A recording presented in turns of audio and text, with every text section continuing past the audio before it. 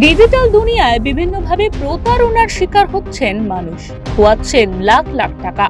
কখনো অযাচিত file download করে, কখনো বা প্রতারকদের দেওয়া লিংকে ক্লিক করে তাদের পাতা ফাঁদে পড়ে যাচ্ছেন অজান্তে।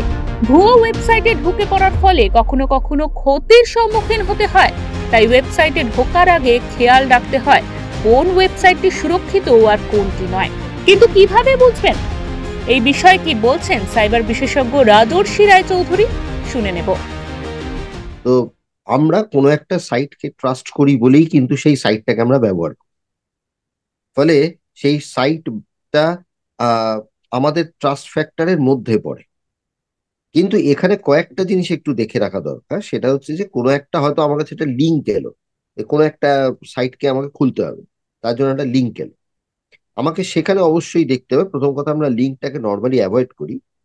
দ্বিতীয় কথা হচ্ছে যে আমাদেরকে দেখে নিতে হবে HTTPS সাইট আছে কিনা।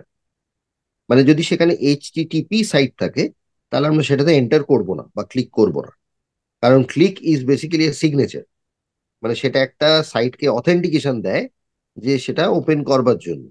ফলে সেখানে আমরা ওপেন করব না যদি না HTTPS ওয়ালা কোনো সাইট আমরা দেখতে পাই। মানে এটাকে আমরা সিকিউর সাইট হিসেবে ধরতে পারি। কেন?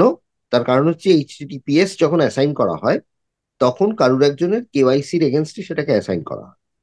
ফলে যদি কোনো কারণে কিছু প্রবলেম হয়, তাহলে মানে আমাদের ল এনফোর্সমেন্ট এজেন্সি সেটা কোনো না কোনো ভাবে ট্রেস আউট করতে পারে।